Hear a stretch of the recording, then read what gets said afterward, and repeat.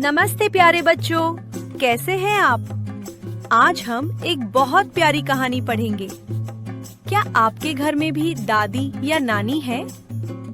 आज हम नीमा और उसकी दादी की दोस्ती की कहानी पढ़ेंगे।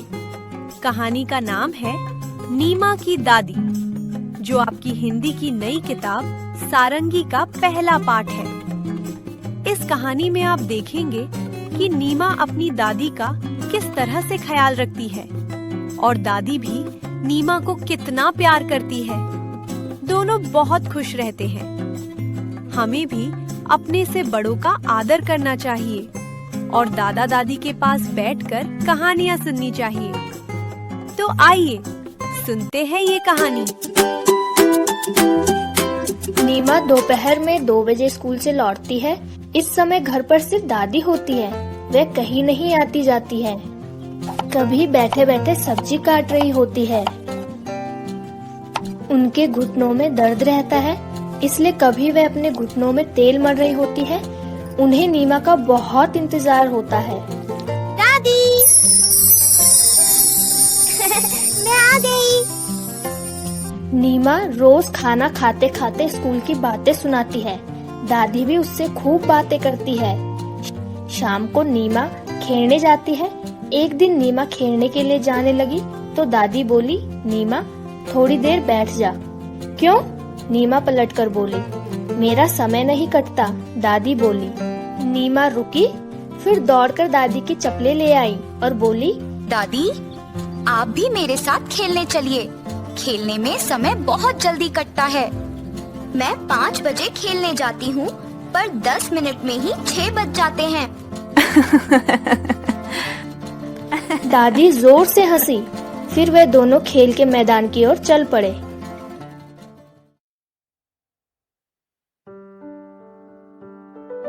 बच्चों, आइए इस पाठ को एक नजर में दोबारा देखते हैं। नीमा रोज दोपहर 2 बजे स्कूल से घर लौटती है। वह रोज स्कूल जाती है। आप भी रोज स्कूल जाते हो ना?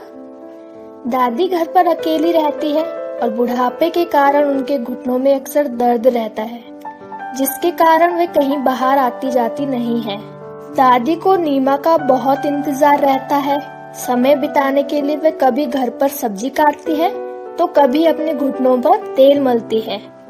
स्कूल से लौटने के बाद नीमा खाना खाते समय अपनी दादी को स्कूल की सारी बातें सुनाती है और दादी भी उससे खूब बातें करती है। जब नीमा शाम को खेलने जाने लगती है तो दादी उसे थोड़ी देर और रुकने के लिए कहती है, क्योंकि उसके बिना उनका समय नहीं कटता। नीमा अपनी दादी के अकेलेपन को समझकर उन्हें अपने साथ खेल के मैदान में ले जाती है। नमस्ते दोस्तों, आप भी अपने दादा दादी के साथ कुछ समय बिताएं। आप देखेंगे कि बहुत मजा आएगा। Bye bye. हमने इस पाठ को पढ़कर क्या क्या सीखा, आइए देखते हैं। हमें अपने दादा दादी या बड़े बुजुर्गों का सम्मान करना चाहिए और उनके साथ समय बिताना चाहिए। हमें अपने परिवार के बुजुर्गों के अकेलेपन को समझना चाहिए और उन्हें अपनी खुशियों व गतिविधियों में शामिल करना चाहिए।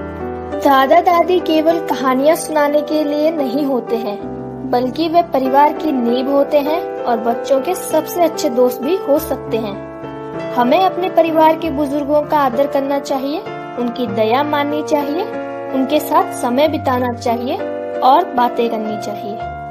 पाठ को पढ़कर आप अपनी कॉपी पर लिखें, नीमा की दादी घर पर अकेले क्यों रहती थी?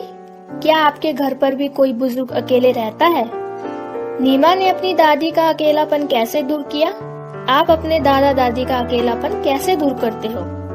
आज आप अपने दादा दादी से कोई कहानी सुने, उसे अपनी कॉपी पर लिखें और दादा दादी का एक सुंदर रंगीन चित्र बनाएं। पढ़ते रहें और आगे बढ़ते रहें।